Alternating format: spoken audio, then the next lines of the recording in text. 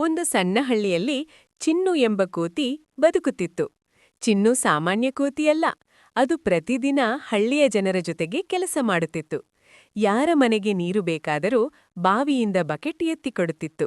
ಯಾರ ಹೊಲದಲ್ಲಿ ಬೆಳೆ ಕಟಾವು ಇದ್ದರೂ ಚಿನ್ನು ಚಿಕ್ಕ ಚಿಕ್ಕ ಕೆಲಸಗಳಲ್ಲಿ ಸಹಾಯ ಮಾಡುತ್ತಿತ್ತು. ಆದರೆ ಚಿನ್ನಿನ ಹೃದಯದಲ್ಲಿ ಒಂದು ನೋವಿತ್ತು. ಅದು ಚಿಕ್ಕದಾಗಿದ್ದಾಗ ತನ್ನ ತಾಯಿಯನ್ನು ಕಳೆದುಕೊಂಡಿತ್ತು. ತಾಯಿ ಕೈ ಹಿಡಿದು ಮರ ಹತ್ತುತ್ತಿದ್ದ ದಿನಗಳು, ತಾಯಿ ಅಪ್ಪಿಕೊಂಡು ಮಲಗಿಸುತ್ತಿದ್ದ ರಾತ್ರಿಗಳು ಎಲ್ಲವೂ ಅದರ ಮನಸ್ಸಿನಲ್ಲಿ ಜೀವಂತವಾಗಿದ್ದವು. ಕೆಲಸ ಮಾಡುತ್ತಾ ಇದ್ದರೂ ಕೆಲವೊಮ್ಮೆ ಚಿನ್ನಿನ ಕಣ್ಣುಗಳಲ್ಲಿ ನೀರು ತುಂಬುತ್ತಿತ್ತು. ಹಳ್ಳಿಯ ಒಬ್ಬ ಅಜ್ಜಿ ಇದನ್ನು ಗಮನಿಸಿದಳು. ಒಂದು ದಿನ ಅವಳು ಚಿನ್ನನ್ನು ಹತ್ತಿರ ಕರೆದು ಪ್ರೀತಿಯಿಂದ ತಲೆತಟ್ಟಿದಳು. ನೀನು ಒಂಟಿಯಾಗಿಲ್ಲ ಕಣೋ ಎಂದು ಹೇಳಿದರು. ಆ ಕ್ಷಣದಲ್ಲಿ ಚಿನ್ನಿಗೆ ತಾಯಿಯ ಸ್ಪರ್ಶ ನೆನಪಾಯಿತು.